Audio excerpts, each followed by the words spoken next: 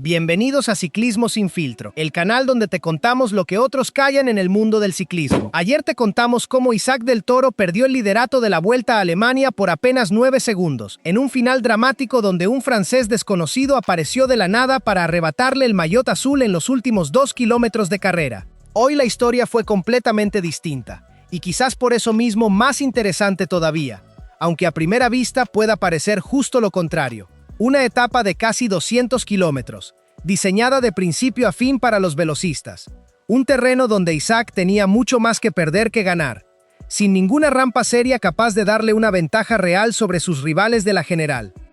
Y sin necesidad de ningún ataque espectacular, sin ningún gesto que fuera a llenar titulares por sí solo, Isaac terminó el día más cerca del liderato que al empezarlo. No ganó la etapa, ganó igual, a su manera, con la cabeza en vez de con las piernas.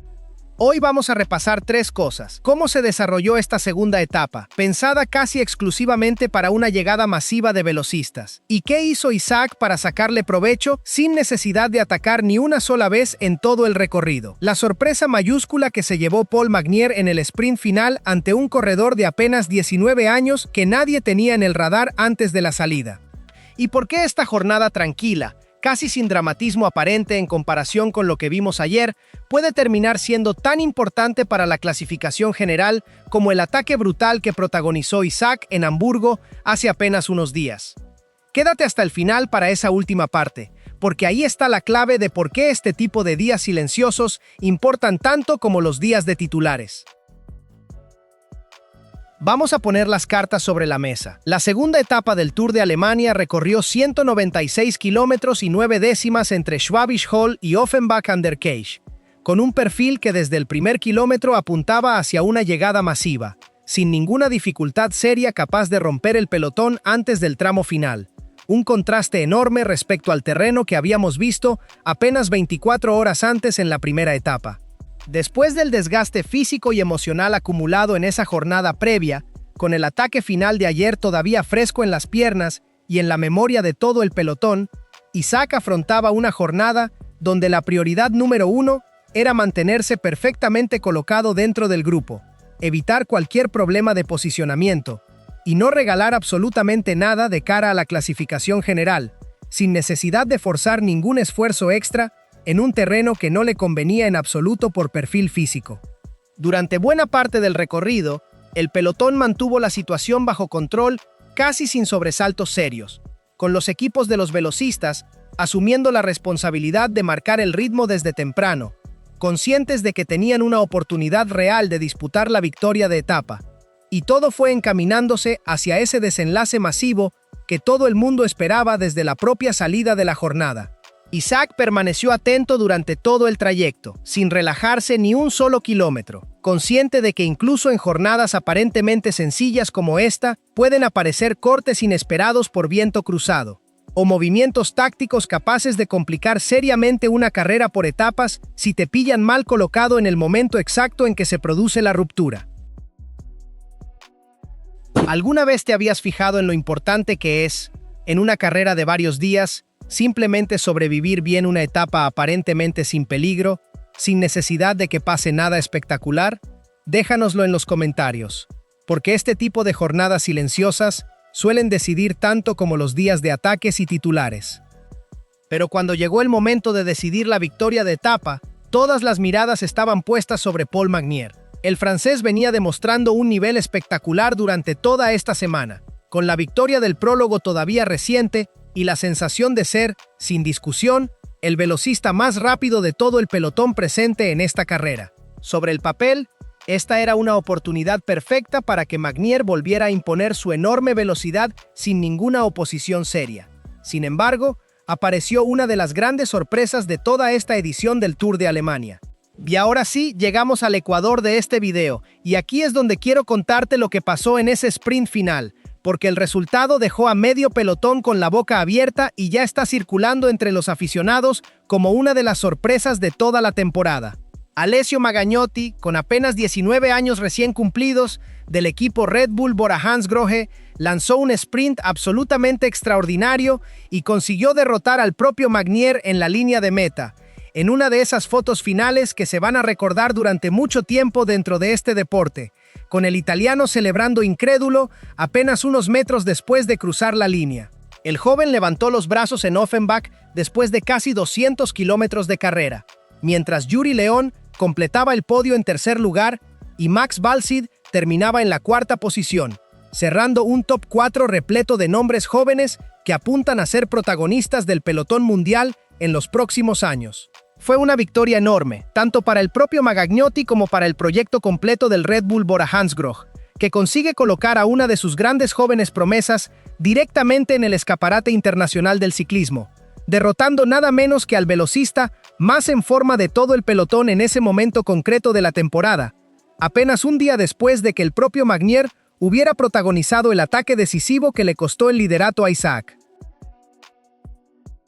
Pero detrás de esa batalla por la victoria de etapa, que se llevó buena parte de los titulares del día en la prensa especializada, también había otra carrera completamente distinta desarrollándose en paralelo, mucho menos vistosa pero igual de importante para el desenlace final de esta vuelta a Alemania.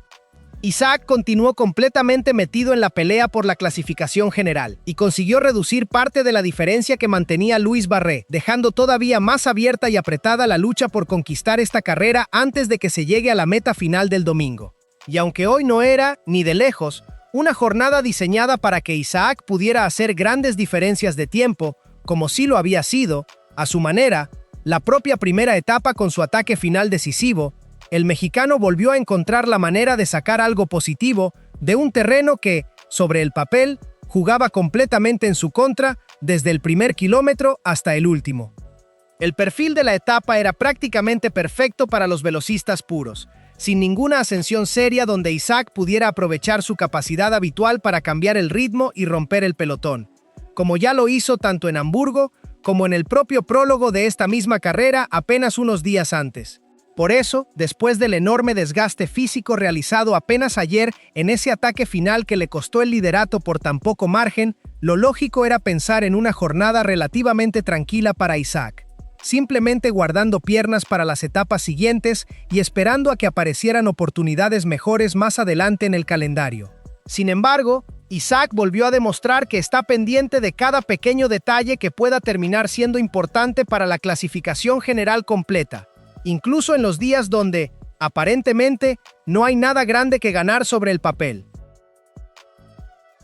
Isaac aprovechó uno de los sprints intermedios con bonificación de tiempo para imponerse ahí y arañar algunos segundos, reduciendo así parte de la diferencia que todavía mantiene Barré sobre él en la clasificación general. Puede parecer poca cosa vista de forma aislada, un puñado de segundos en medio de una etapa de casi 200 kilómetros de distancia total. Pero precisamente así se construyen muchas de las vueltas por etapas más ajustadas del calendario mundial, las que se deciden por márgenes mínimos en la última jornada. Si no existe terreno real para atacar y sacar medio minuto de golpe en una sola maniobra, la alternativa inteligente es aprovechar cualquier oportunidad disponible a lo largo del recorrido para recuperar 2 o 3 segundos sin necesidad de realizar un esfuerzo desproporcionado que comprometa las piernas de cara a los días siguientes, cuando sí puede aparecer terreno más favorable para dar un golpe más grande. Y eso fue exactamente lo que hizo Isaac hoy, con una lectura de carrera que dice mucho de su madurez como corredor de gran vuelta en plena formación. No necesitó lanzar ninguna ofensiva desde lejos, como sí tuvo que hacer en el ataque final de ayer, que le costó tanto desgaste físico y que, pese a todo, no le alcanzó para conservar el maillot. Tampoco encontró ascensiones donde poner contra las cuerdas a sus rivales de la clasificación general, porque sencillamente no las había en el recorrido de hoy. Simplemente identificó el momento adecuado dentro del desarrollo completo de la etapa, calculó el riesgo frente al beneficio y sumó los segundos que estaban disponibles sin ningún riesgo añadido para el resto de la jornada. En una jornada concebida prácticamente para sobrevivir hasta el sprint final sin más pretensiones, Isaac consiguió acercarse un poco más al liderato, y esto también demuestra una evolución táctica importante en su forma de correr las carreras por etapas. No todas las jornadas tienen que ganarse con un ataque espectacular, ni todas necesitan convertirse en una exhibición física para que valgan la pena. ¿Crees que este tipo de decisiones tácticas inteligentes, sumando pequeños segundos sin arriesgar nada cuando el terreno no favorece, ¿Son tan importantes para ganar una carrera por etapas como los grandes ataques que vimos ayer? ¿O crees que al final son solo detalles menores que no van a pesar tanto en la clasificación final cuando lleguen los días grandes? Déjanoslo en los comentarios porque es exactamente el tipo de debate que separa a los aficionados que solo ven el resultado del día de los que entienden cómo se construye una vuelta completa, kilómetro a kilómetro, segundo a segundo, a veces durante días enteros sin que pase nada espectacular. Y hay un dato adicional que vale la pena mencionar sobre este tipo de estrategia de bonificaciones, porque no es exclusiva de Isaac ni mucho menos. Es una de las herramientas más subestimadas por la afición casual de este deporte, y una de las más valoradas por los propios directores deportivos que planifican estas carreras día a día. En una vuelta de solo 5 jornadas, donde el margen entre el primero y el segundo puesto puede terminar siendo de apenas unos segundos, cada sprint intermedio disputado con inteligencia vale tanto como media hora de entrenamiento específico en un puerto de montaña. Los corredores que entienden esto desde jóvenes, que no dejan pasar ninguna oportunidad por pequeña que parezca, suelen ser exactamente los que terminan ganando este tipo de carreras cortas y disputadas, mientras que los que solo piensan en los días grandes de montaña terminan lamentando, al final de la semana, esos pequeños segundos que dejaron sobre la mesa sin ninguna necesidad. Hoy el objetivo real era superar la jornada sin ningún problema y conservar el máximo de fuerzas posibles, pero Isaac consiguió añadir algo más encima de ese objetivo básico: recortar tiempo real al líder. Barré sigue por delante en la clasificación general, eso no ha cambiado, pero ahora sabe perfectamente que Isaac está dispuesto a pelear incluso por los segundos que aparecen lejos de la línea de meta, en los sprints intermedios que muchos corredores ni siquiera se toman la molestia de disputar en serio. Es un mensaje silencioso pero muy claro para el resto del pelotón. Isaac no va a regalar ni una sola oportunidad, por pequeña que parezca, mientras siga existiendo la posibilidad matemática de recuperar el liderato antes de que termine esta carrera. Más allá de esos segundos que consiguió arañar en la clasificación general, hubo otro detalle bastante positivo en la jornada completa de Isaac que vale la pena destacar. El mexicano se mostró muy activo y perfectamente colocado en la cabeza del pelotón durante buena parte de los kilómetros más peligrosos de la etapa. No era, ni mucho menos, un día para atacar ni para intentar romper la carrera por su cuenta, porque el perfil prácticamente llano hacía muy complicado que cualquier movimiento individual pudiera prosperar frente a los equipos de velocistas, completamente interesados en provocar una llegada masiva sin ninguna sorpresa de última hora. Por eso, había que correr con la cabeza fría, priorizando la posición sobre la ambición. Isaac se mantuvo en las primeras posiciones del pelotón vigilando posibles cortes por viento cruzado y evitando en todo momento quedarse encerrado en una zona peligrosa del grupo donde una caída o un simple corte de viento podrían haberle costado un tiempo precioso de cara a la clasificación general. Después de todo el esfuerzo físico realizado en la jornada anterior, hoy no tenía absolutamente ningún sentido gastar fuerzas de forma innecesaria en una batalla que, además, no le correspondía a su perfil de corredor.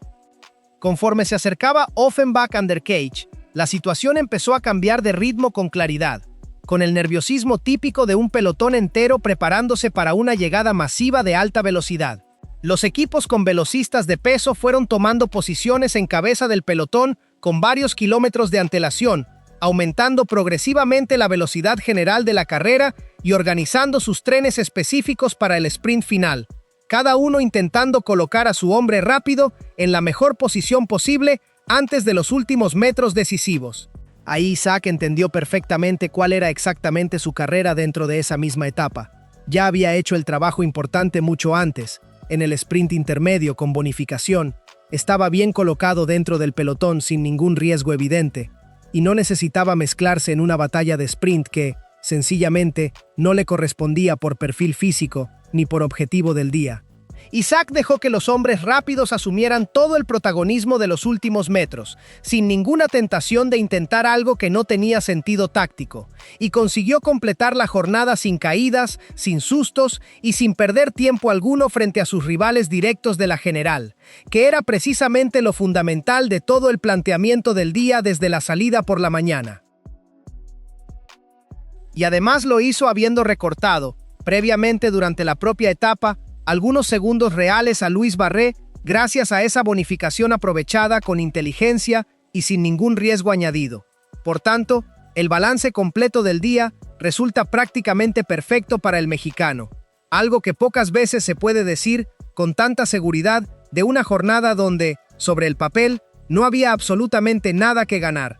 En una etapa donde tenía muchísimo más que perder que ganar, donde el terreno no lo favorecía en lo más mínimo desde el primer kilómetro, Isaac consiguió salir claramente beneficiado del desarrollo completo de la jornada, sumando en vez de simplemente sobrevivir.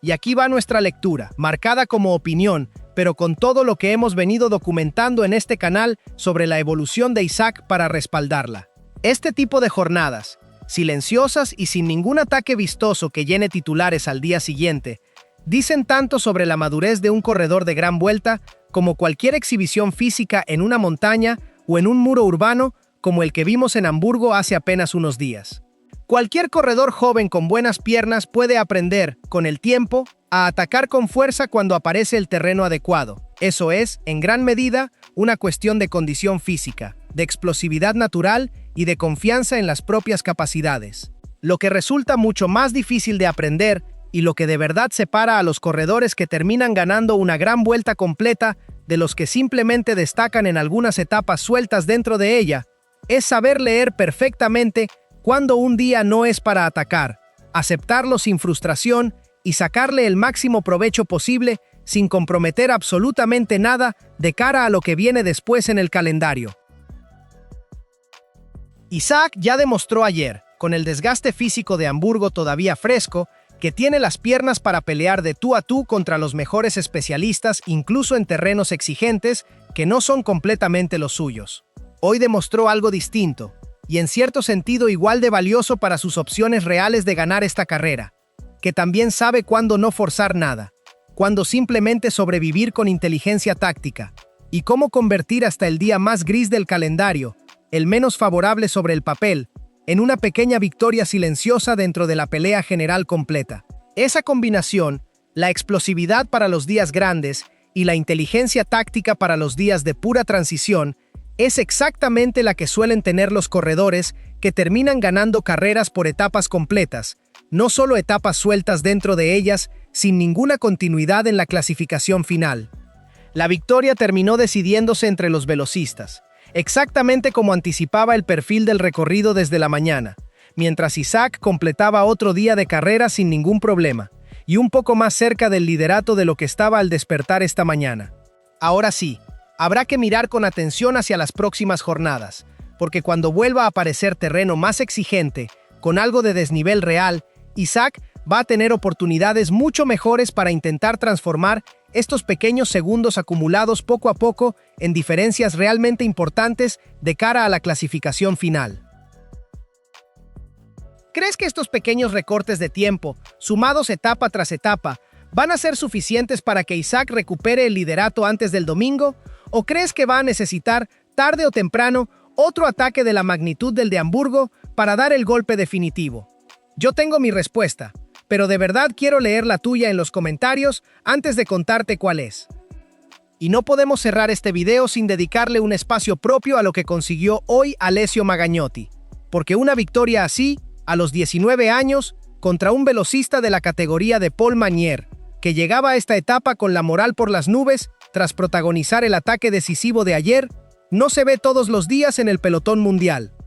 Ganar un sprint masivo al final de casi 200 kilómetros exige no solo piernas rápidas y potencia bruta, sino también una lectura perfecta del último kilómetro completo. Saber exactamente cuándo lanzar el esfuerzo final sin quemarlo demasiado pronto ni demasiado tarde. Y mantener la sangre fría en medio de un pelotón entero rodando a más de 60 kilómetros por hora. Una habilidad que muchos velocistas con años enteros de experiencia profesional todavía no terminan de dominar del todo, incluso después de docenas de sprints disputados a ese nivel.